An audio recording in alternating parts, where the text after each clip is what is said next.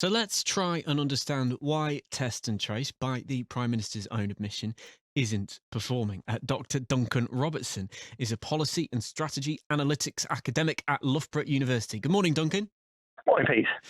So you've said, Duncan, that Test and Trace has resources but not capabilities. Can you explain what you mean by that? Well, the whole idea behind setting up this commercial NHS test and trace was to allow the country essentially to come out of this national lockdown. So the idea was you'd be able to work out where cases were, and that we're going to be able to clamp down on them pretty fast. So the whole comment about resources and capabilities is what we've got this test and trace system, which has basically got huge resources, but it doesn't really have the people in it who are experts, who are kind of competent to run a technical system. It's very good about, it's been kind of set up as though it's a process for selling kind of mobile phone upgrades, whereas actually you kind of need the experts to be running it, and that's what it has been lacking. This might sound like a very simple question, Duncan. Do those people exist? Are there people that with those capabilities to do that? Or is it a case of we'd have to train people for quite some time to get to that point? Well, the sort of thing that seems to have been overlooked by central government and the Cabinet Office is there's a system in place, and there always has been. As your previous caller, the Kirklees Council person said, directors of public health within local authorities are experts. These are the people who've been trained, who have teams available, who know what to do, because they're so used to dealing with outbreaks for other diseases. And the real experts are within Public Health England and in their regional teams. And these are the people who will, know how to control outbreaks of disease. And that's where the kind of capabilities are. That's where the expertise is. And up until very recently, that's been overlooked by setting up a parallel system in this NHS test and trace without that type of expertise.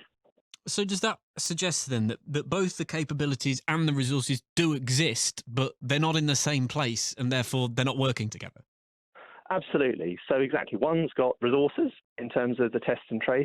One's got the capabilities in terms of Public Health England and Directors of Public Health.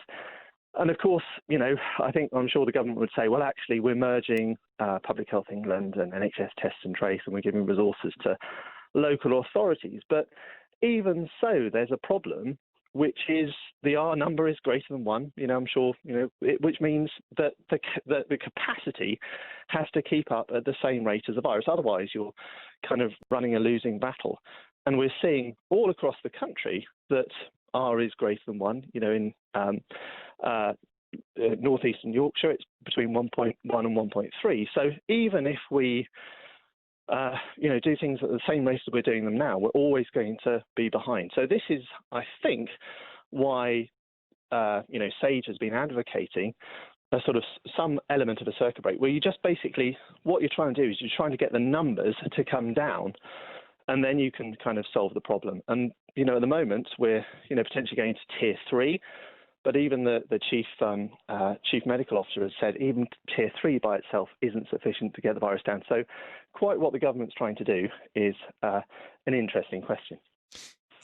I wanted to mention this as well. You've identified demographics that you don't think are tested enough. In some cases, demographics who are more likely to die from COVID. Well, why are we trying to do this? I think in your clip there was Matt Hancock talking about the number of tests that have been done and number of people who have been contacted. So that's not the game we should be playing, right? What you can do is if your metric is how many people are we testing or how many people are we contacting, then you're never going to win that game. What you're trying to do, well, and it seems obvious, but I don't think it's been explicitly said. You're trying to minimise the amount of people who die from this. And essentially, we're not doing it for ourselves.